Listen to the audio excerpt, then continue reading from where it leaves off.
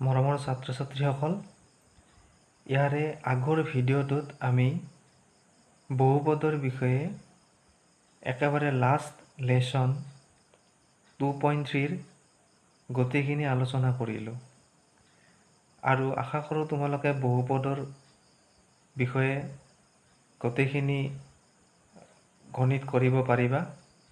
এতিয়া আমি next lesson ত্ৰিভুজ 6 number যিটো লেচন 6 নম্বৰ লেচন আমি ত্ৰিভুজ আমি পঢ়িম। এতিয়া ইয়াতে ত্ৰিভুজৰ বিষয়ে পঢ়াৰ আগত আমি সদৃশ কি আৰু সদৃশ কেনেকৈ হয় আমি সেই বিষয়ে আলোচনা কৰোঁ। ইয়াতে তোমালোকে চাবা সমসংখ্যক বাহুৰ দুটা বহুভুজ সদৃশ হ'ব যদিহে সিহঁতৰ অনুৰূপ কোণবোৰ সমান আৰু সিহঁতৰ অনুৰূপ বাহুবোৰ একে অনুপাতত বা সমান অনুপাতত থাকে। তাৰমানে কি যে সমসংখ্যক বাহুৰ দুটা বহুভুজ সদৃশ হ'ব। এতিয়া সমসংখ্যক বুলি কোৱাৰ লগে লগে ধৰি লোৱা হ'ল তোমালোকে বহুভুজ দুটা ল'লা। বহুভুজ বুলি কোৱাৰ লগে লগে ত্ৰিভুজৰ পৰা ষ্টাৰ্ট হৈ পেলাই ত্ৰিভুজ, চতুৰ্ভুজ, পঞ্চভুজ তেনেকুৱাকৈ আমি বহুভুজ পাওঁ। এতিয়া সমসংখ্যক বাহুৰ দুটা বহুভুজ, তাৰমানে আমি দুটা বহুভুজ ল'ম। দুটা বহুভুজ ল'লে কি হ'ব? বহুভুজ দুটা সমসংখ্যক বাহু হ'ব লাগিব। তাৰমানে কি যদি এটা ত্ৰিভুজ হয় আনটো ত্ৰিভুজ হ'ব লাগিব। দুটা বহুভুজ বুলি ক'লে দুয়োটাৰে যিহেতু বাহুৰ সংখ্যা একে হ'ব লাগিব। তাৰমানে যদি এটা ত্ৰিভুজ হয় আনটো ত্ৰিভুজ হ'ব লাগিব। এটা চতুৰ্ভুজ হ'লে আনটো চতুৰ্ভুজ হ'ব লাগিব। তেতিয়াহে আমি কি হ'ব? আমি এইটো আমি সদৃশ উলিয়াব পাৰিম। এতিয়া ধৰা হ'ল আমি দুটা সমসংখ্যক বাহুৰ বহুভুজ দুটা ল'লোঁ। সিহঁতৰ অনুৰূপ কোণবোৰ সমান হ'ব লাগিব। তাৰমানে সিহঁতৰ অনুৰূপ কোণ সমান হ'ব লাগিব। এটা কোণৰ সমান আনটো কোণ হ'ব লাগিব, তেনেকৈ হ'ব লাগিব। আৰু অনুৰূপ বাহুবোৰ একে অনুপাতত থাকিব লাগিব। আৰু যিখিনি অনুৰূপ বাহু থাকে একে অনুপাতত থাকিব লাগিব। এতিয়া আমি এটা উদাহৰণ লওঁ। ধৰা হ'ল এইটো হ'ল দুটা বহুভুজ। এই দুটা হ'ল বহুভুজ। বহুভুজৰ কেইটা বাহু আছে? তিনিটা বাহু আছে। এ বি, বি চি আৰু চি এ। এইটো বহুভুজত তিনিটা বাহু আছে। এইটো বহুভুজতো তিনিটা বাহু আছে। ডি ই, ই এফ আৰু এফ ডি। এই বহুভুজ দুটাক আমি ত্ৰিভুজ বুলি ক'ম। কিহৰ কাৰণে? ইয়াতে তিনিটা বাহু আছে। গতিকে প্ৰথম কথা হ'ল কি, প্ৰথম আমি পাইছিলোঁ যে ইয়াৰে অনুৰূপ কোণবোৰ সমান হ'ব লাগিব। এতিয়া অনুৰূপ কোণ কোনটো? ইয়াৰে বি কোণৰ অনুৰূপ ই কোণ। গতিকে বিৰ মান 90 ডিগ্ৰী আৰু ইৰ মানো 90 ডিগ্ৰী। চি কোণৰ অনুৰূপ এফ কোণ। ইয়াতে চিৰ মান 50 ডিগ্ৰী আৰু এফৰ মানো 50 ডিগ্ৰী। আৰু ডিৰ মান এৰ সমান 40 ডিগ্ৰী। এইটো হ'ল প্ৰথম চৰ্ত, অনুৰূপ কোণবোৰ সমান হ'ব লাগিব। আৰু দ্বিতীয় চৰ্তটো হ'ল কি যে বাহুৰ যিটো অনুৰূপ বাহুৰ অনুপাত। এতিয়া অনুৰূপ বাহু কোনকেইটা? এ বি আৰু ডি ই অনুৰূপ, বি চি আৰু ই এফ অনুৰূপ, এ চি আৰু ডি এফ অনুৰূপ। গতিকে আমি এই বাহুকেইটাৰ অনুপাতকেইটা সমান হ'ব লাগিব। তাৰমানে কি হ'ব লাগিব? A B by D E, B C by E F আৰু C A by F D. তাৰমানে A B by D E, B C by E F, C A by F D. এই বাহুকেইটাৰ অনুপাতকেইটা সমান হ'ব লাগিব। এতিয়া আমি গণিতত থকা এটা এক্সাম্পল চাওঁ। এইটো এক্সাম্পল চাবা। ইয়াতে দুটা বহুভুজ লোৱা হৈছে। এই বহুভুজটো হ'ল চতুৰ্ভুজ, কাৰণ চাৰিটা বাহু আছে। ইয়াতে হ'ল চাৰিটা বাহু আছে, ইয়াতেও চাৰিটা বাহু আছে। প্ৰথম কথা হ'ল কি, প্ৰথম চৰ্ত হ'ল অনুৰূপ কোণবোৰ সমান হ'ব লাগিব। ইয়াতে D 85, S 85 degree. A 105 degree, P 105 degree, B 100 degree, Q 100 degree আৰু C 70 ডিগ্ৰী, R 70 ডিগ্ৰী। তাৰমানে অনুৰূপ কোণবোৰ সমান। আকৌ এতিয়া আমি অনুৰূপ বাহুবোৰৰ অনুপাত চাম। ডিচিৰ অনুৰূপ SR, ABৰ অনুৰূপ PQ, তেনেকৈ অনুৰূপ বাহুবোৰৰ সমান আমি চাম, কি কয়, এইটো আমি অনুপাতটো চাম। এতিয়া আহিল, চাবা তোমালোকে AB PQ, AB বাই PQ কিমান? 1.5 সেন্টিমিটাৰ বাই 3 সেন্টিমিটাৰ, 1.5 সেন্টিমিটাৰ বাই 3 সেন্টিমিটাৰ ইকুৱেল হাফ। BC বাই QR, BC বাই QR 2.5 সেন্টিমিটাৰ বাই 5 সেন্টিমিটাৰ, 2.5 সেন্টিমিটাৰ বাই 5 সেন্টিমিটাৰ। এইখিনি যদি আমি হৰণ কৰোঁ তেতিয়াহ'লে আমি কিমান পাম? হাফ, 1/2। আৰু আমি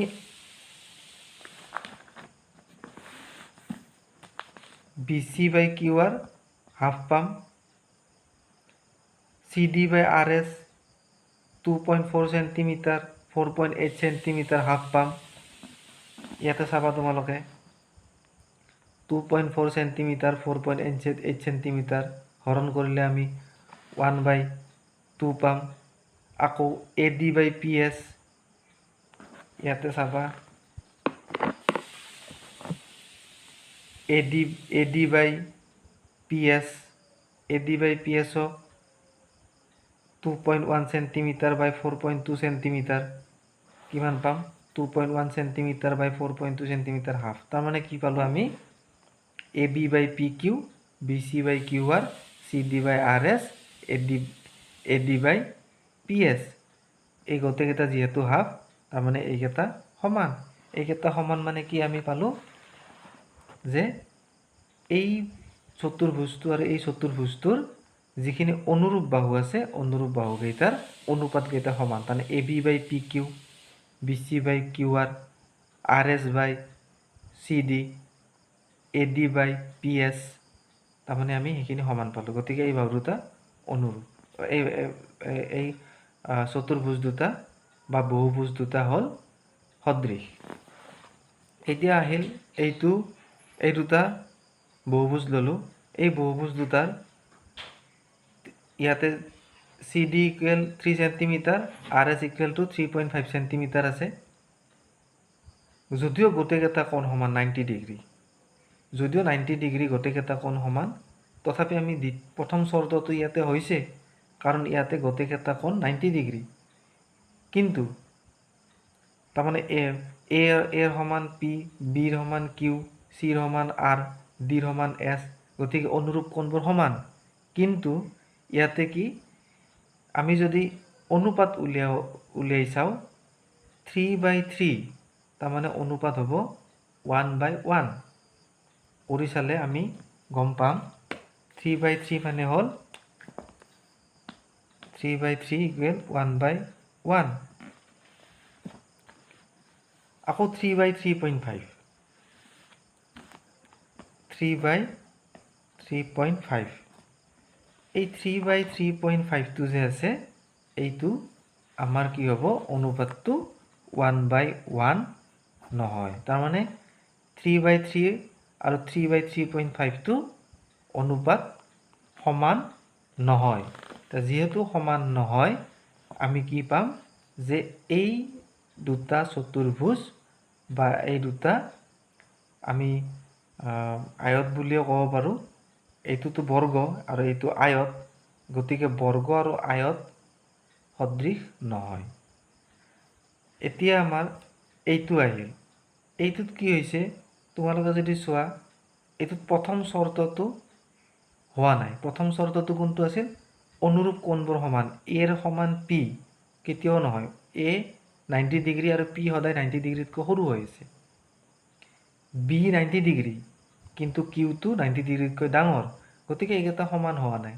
যিহেতু প্ৰথম চৰ্তটো ইয়াতে হোৱা নাই, গতিকে এই দুটা সদৃশ নহয়। ABCD আৰু PQRS সদৃশ নহয়। আকৌ ইয়াতে দ্বিতীয় চৰ্তটো কিন্তু ফুলফিল হৈ আছে, দ্বিতীয় চৰ্তটো ইয়াতে হৈ আছে। এইটো হ'ল কি 2.1 4.2 সেন্টিমিটাৰ। যদি আমি ইয়াৰে অনুপাত লওঁ 2.1 4.2 2.1 4.2 2.1 4.2 যদি অনুপাত লওঁ তেতিয়াহ'লে কি হ'ব, এইটো সদৃশ কি কয় অনুপাতকেইটা সমান হৈ আছে। কিন্তু ইয়াৰে প্ৰথম চৰ্তটো হোৱা নাই। প্ৰথম চৰ্তটো কি আছিল যে অনুৰূপ কোণবোৰ সমান হ'ব লাগিব। এই ইয়াতে অনুৰূপ কোণবোৰ সমান হোৱা নাই। এতিয়া আমি ৰিভিজন কৰোঁ। ৰিভিজনত আমি চাওঁ যে সমসংখ্যক বাহুৰ দুটা বহুভুজ সদৃশ হ'ব যদিহে প্ৰথম চৰ্ত কি সিহঁতৰ অনুৰূপ কোণবোৰ সমান হ'ব লাগিব।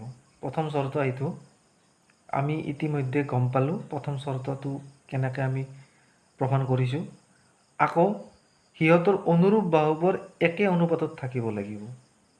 এই দুটা চৰ্ত হ'লেহে সদৃশ হ'ব। দুয়োটাৰে যদি এটা চৰ্ত হয়, এটা চৰ্ত যদি নহয়, তেতিয়াহ'লে সদৃশ নহয়। এতিয়া আমি এইটো বৰ্গ চাওঁ। এইটো হ'ল বৰ্গ 6 সেন্টিমিটাৰ 6 সেন্টিমিটাৰ 6 সেন্টিমিটাৰ 6 সেন্টিমিটাৰ, এইটো হ'ল বৰ্গ। তো বৰ্গ আৰু এইটো এটা বৰ্গ 4 সেন্টিমিটাৰ 4 সেন্টিমিটাৰ 4 সেন্টিমিটাৰ 4 সেন্টিমিটাৰ। বাহুৰ জোখ গোটেইখিনি 4 সেন্টিমিটাৰ আৰু তলৰটোত হ'ল 6 সেন্টিমিটাৰ। এতিয়া কথাটো হ'ল কি এই দুটা কিন্তু সদৃশ। কিহৰ কাৰণে সদৃশ? ইয়াৰে অনুৰূপ কোণবোৰ সদায় 90 ডিগ্ৰী। এইটো কোণৰ সমান এইটো, এইটো কোণৰ সমান এইটো, এইটো কোণৰ সমান এইটো আৰু এইটো কোণৰ সমান এইটো 90 ডিগ্ৰী। আৰু ইয়াৰ বাহুৰ যিটো অনুপাত আছে 6/4 6/4 6/4 আৰু এইটো 6/4, ইয়াতে এইটো 6/4। গতিকে বাহুৰ অনুপাতটো সমান, গতিকে এইটো সদৃশ। এতিয়া কথাটো হ'ল কি সদায় সদৃশ আমি এনেদৰে আমি নিৰূপণ কৰিব পাৰোঁ যে যদি দুটা বহুভুজ সদৃশ হয়, এটাৰ ওপৰত এটা ধুনীয়াকৈ এনেকুৱাকৈ মিলি যাব যে এইটো বাহুৰ পৰা এইটো বাহুৰ দূৰত্ব সমান হ'ব, এইটো বাহুৰ পৰা এইটো বাহুৰ দূৰত্ব সমান হ'ব, এইটো বাহুৰ পৰা এইটো বাহুৰ দূৰত্ব সমান হ'ব, এইটো বাহুৰ পৰা এইটো বাহুৰ দূৰত্ব সমান হ'ব। এই গোটেইকেইটাৰ দূৰত্ব সমানভাৱে মিলি যাব। গতিকে এনেকৈ আমি সদৃশটো প্ৰেক্টিকেলি আমি এনেকৈ উলিয়াব পাৰোঁ। আকৌ আমি এটা ত্ৰিভুজ চাওঁ। এই দুটা হ'ল সমবাহু ত্ৰিভুজ। এতিয়া আমি জানো যে সমবাহু ত্ৰিভুজৰ কি হয়, বাহুকেইটাৰ জোখ গোটেইকেইটা বাহু সমান হয় আৰু কোণবিলাকৰ মান 60 ডিগ্ৰী হয়। এইটো আমি আগতে পাই আহিছোঁ যে সমবাহু ত্ৰিভুজৰ কোণৰ মান 60 ডিগ্ৰী আৰু গোটেইকেইটা বাহুৰ মান কিমান? বাহুৰ মান সমান হয়। এতিয়া এইটো আমি লৈছোঁ সমবাহু ত্ৰিভুজ, ইয়াতে বাহুৰ মান 3 সেন্টিমিটাৰ, গোটেইকেইটা বাহুৰ মান 3 সেন্টিমিটাৰ আৰু এইটো সমবাহু ত্ৰিভুজ লৈছোঁ, গোটেইকেইটা বাহুৰ মান 5 সেন্টিমিটাৰ। এতিয়া আমি এইটোৰ ওপৰত এইটো দি দিছোঁ। এইটো হ'ল সদৃশ। কিয় সদৃশ? যে প্ৰথম চৰ্তটো হৈছে কি এইটো 60 ডিগ্ৰী এইটো 60 ডিগ্ৰী, এইটো 60 ডিগ্ৰী এইটো 60 ডিগ্ৰী, এইটো 60 ডিগ্ৰী এইটো 60 ডিগ্ৰী। আকৌ বাহুকেইটা হ'ল 3/5 3/5 সমান 3/5 সমান 3/5।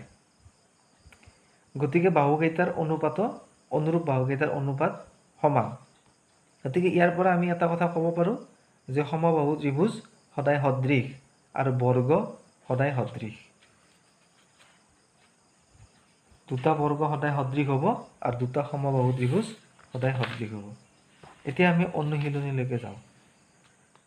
কাষৰ বন্ধনীত দিয়া শুদ্ধ শব্দৰ সহায়ত খালী ঠাই পূৰণ কৰা। সকলোবোৰ বৃত্তই সদৃশ নে সৰ্বসম? এতিয়া সৰ্বসম আৰু সদৃশৰ মাজত ডিফাৰেঞ্চ আছে। সৰ্বসম হ'লে এই দুটা ধৰি লোৱা বৃত্ত, এইটো এটা বৃত্ত, এইটো এটা বৃত্ত। এতিয়া এই বৃত্তটো এইটো বৃত্তৰ সৰ্বসম বুলি ক'ব যেতিয়া ইয়াৰে ওপৰত বৃত্তটো গোটেইটো ঢাক খাই যাব বা মিলি যাব, তেতিয়াহ'লে সৰ্বসম বুলি ক'ব বা এই বৃত্তটোৰ সমান হ'ব। কিন্তু যদি এই বৃত্তটোৰ সমান নহয় তেতিয়াহ'লে কি হ'ব? সি সৰ্বসম বুলি নকয়, বৃত্তটোৰ সমান হ'লেহে সৰ্বসম বুলি ক'ব।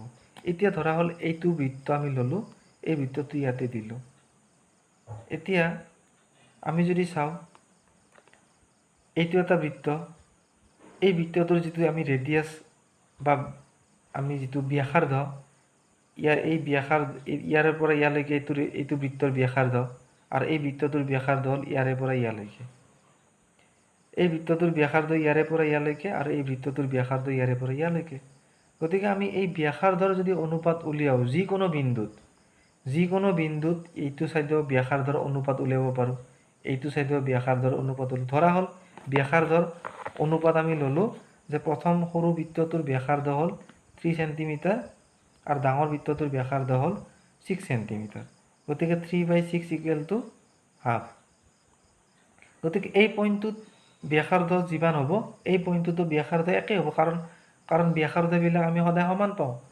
গতিকে কি হ'ব? এইটোতো ব্যাসাৰ্ধ সমান 3 সেণ্টিমিটাৰ, ইফালৰ পৰা ইয়ালৈকেও 6 সেণ্টিমিটাৰ, ইয়াতো 3 সেণ্টিমিটাৰ বা 6 সেণ্টিমিটাৰ। গতিকে ব্যাসাৰ্ধবিলাকৰ যিকোনো পইণ্টত ইয়াৰ অনুপাত সমান হ'ব। গতিকে এইটো হ'ল এটা বৃত্তৰ নিয়ম হিচাপত কৈছোঁ, এইটো বহুভুজ হিচাপত কথাটো আহি পৰা নাই। গতিকে সৰ্বসম বুলি কোৱাৰ লগে লগে গোটেই সমান হ'ব লাগিব, কিন্তু বৃত্তবিলাক সদায় সদৃশ হয়, যিহেতু এটাৰ ওপৰত এটা ধুনীয়াকৈ মিলি যাব পাৰে। সমান নহ'লেও সি সদায় ওপৰত ধুনীয়াকৈ এটা ব্যাসাৰ্ধবিলাকৰ অনুপাতবিলাক সমান হিচাপতি থাকে। গতিকে এইটো হ'ল এটা বৃত্তৰ উদাহৰণ। আৰু সকলোবোৰ বৰ্গই সদৃশ সৰ্বসম। গতিকে প্ৰথমটোত আমি সদৃশ পালোঁ, দ্বিতীয়টোত আমি সকলোবোৰ বৰ্গ অলপ আগতে প্ৰমাণ কৰিলোঁ, এইটো বৰ্গৰ প্ৰমাণটো। সকলোবোৰ যিকোনো বৰ্গ, যিমান বৰ্গ পাম আমি সদায় কি হ'ব? সদৃশ হ'ব। সৰ্বসম হ'লে 6 সেণ্টিমিটাৰৰ লগত বাকী যদি আকৌ এটা বৰ্গ যদি আনো, সেইটো যদি 6 সেণ্টিমিটাৰ যদি হয় তেতিয়াহে সৰ্বসম বুলি ক'ব পাৰিম। গতিকে দুয়োটা বৰ্গ বাহুৰ জোখ একে হ'ব লাগিব, তেতিয়াহে সৰ্বসম হ'ব। দুয়োটা বৰ্গৰ বাহুৰ জোখ যদি একে নহয় তেতিয়াহ'লে আমি সৰ্বসম বুলি ক'ব নোৱাৰোঁ। কিন্তু গোটেই বৰ্গবিলাক যিমান বৰ্গ আছে বৰ্গবিলাক সদৃশ হ'ব। কাৰণ কি? বৰ্গবিলাক এনেকৈ যদি লওঁ বাহুবিলাকৰ অনুৰূপ বাহুবিলাকৰ অনুপাত কিন্তু সমান হ'ব।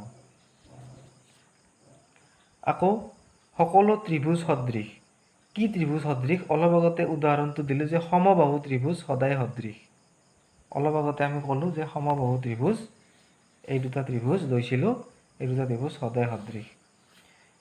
ইয়াতে দিয়া আছে যে সমসংখ্যক বাহু থকা দুটা বহুভুজ সদৃশ হ'ব যদিহে ইয়াতে তোমাৰ কি হৈছে অনুৰূপ কোণবিলাক কি হ'ব লাগিব? সমান হ'ব লাগিব। এইটো হ'ব সমান আৰু সিহঁতৰ অনুৰূপ বাহুবিলাক সমানুপাতিক, এইটো হ'ব সমানুপাতিক। তাৰমানে এইটো বিশেষ একো নাই, এইটো হ'ল আমাৰ সদৃশৰ যিটো ধৰ্ম বা সদৃশ হোৱাৰ যিটো চৰ্ত, সেই চৰ্তটোৱে ইয়াতে দিছে। এতিয়া আমি এইটো 2 নম্বৰটো চাওঁ। তলত উল্লেখ কৰা বিলাকৰ দুটা ভিন্ন উদাহৰণ দিয়া। এযোৰ সদৃশ চিত্ৰ, এযোৰ অসদৃশ চিত্ৰ। তোমালোকে এইটো আঁকিবা, দুটা বহুভুজ ল'বা, যিকোনো বহুভুজ হ'ব পাৰে, বৰ্গ হ'ব পাৰে, বৰ্গ বুলি কথা নাই আৰু চতুৰ্ভুজ হ'ব পাৰে, ত্ৰিভুজ হ'ব পাৰে, আয়ত হ'ব পাৰে, যিকোনো বহুভুজ হ'ব পাৰে, আৰু পঞ্চভুজো হ'ব পাৰে। উদাহৰণ লৈ পেলাই এযোৰ সদৃশ চিত্ৰ অংকন কৰিবা আৰু এযোৰ অসদৃশ চিত্ৰ অংকন কৰিবা। তোমালোকে ইতিমধ্যে গম পালা চৰ্তকেইটা। সদৃশ চিত্ৰ হ'লে অনুৰূপ কোণবোৰ সমান হ'ব লাগিব আৰু অনুৰূপ বাহুবিলাকৰ অনুপাত সমান হ'ব লাগিব। আৰু অসদৃশ চিত্ৰ হ'লে সমান নহ'লেও হৈ যাব, কোণ সমান নহ'লেও হ'ব বা অনুৰূপ বাহুবিলাকৰ অনুপাত সমান নহ'লেও হ'ব। এতিয়া আমি আহিল তলত দিয়া চতুৰ্ভুজ দুটা সদৃশ হয়নে নহয় উল্লেখ কৰা। ইয়াতে জাষ্ট হয়নে নহয় ক'ব লাগে। এতিয়া চাবা প্ৰথম যিটো চৰ্ত অনুৰূপ কোণবোৰ সমান হয়নে নহয়। এই পি কোণৰ মাপ 90 ডিগ্ৰী নহয়, কিন্তু এৰ মাপ 90 ডিগ্ৰী। কিউৰ মানটো 90 ডিগ্ৰী নহয়, কিন্তু বিৰ মান 90 ডিগ্ৰী। গতিকে অনুৰূপ কোণবোৰ ইয়াতে সমান নহয়। অনুৰূপ কোণবোৰ যিহেতু সমান নহয়, গতিকে চতুৰ্ভুজ দুটা সদৃশ নহয়। ইয়াতে কিন্তু বাহুৰ যিখিনি জোখ আছে, বাহুৰ জোখৰ যিটো অনুপাত 1.5/3, ইয়াতো 1.5/3, ইয়াতো 1.5/3, ইয়াতো 1.5/3। বাহুৰ অনুপাতবিলাক কিন্তু সমান। বাহুৰ অনুপাত যদি উলিয়াও আমি সমান পাওঁ, কিন্তু ইয়াতে কোণবিলাক অনুৰূপ কোণবিলাক সমান নহয়। গতিকে প্ৰথম চৰ্তটোৱে ইয়াতে ফুলফিল হোৱা নাই। প্ৰথম চৰ্তটো ইয়াতে ভুল হৈছে, প্ৰতিপূৰ্ণ হোৱা নাই প্ৰথম চৰ্তটো। গতিকে আমি ক'ব পাৰোঁ যে এই চতুৰ্ভুজ দুটা সদৃশ নহয়। এতিয়া আমি নেক্সট যিটো চেপ্টাৰ পঢ়িম, নেক্সট চেপ্টাৰত ত্ৰিভুজৰ সাদৃশ্য পঢ়িম, চিমিলাৰিটি অফ ট্ৰাইংগলছ। গতিকে এতিয়ালৈকে আমি বহুভুজৰ কেনেকৈ সদৃশ হয় সেইটো চালোঁ। এতিয়া ত্ৰিভুজৰ সাদৃশ্যৰ কিছুমান চৰ্ত, বেলেগ বেলেগ কিছুমান উপপাদ্য আমি পঢ়িম। তেতিয়ালৈকে তোমালোকে এইখিনি বুজিবা, ভালদৰে পঢ়িবা। ধন্যবাদ।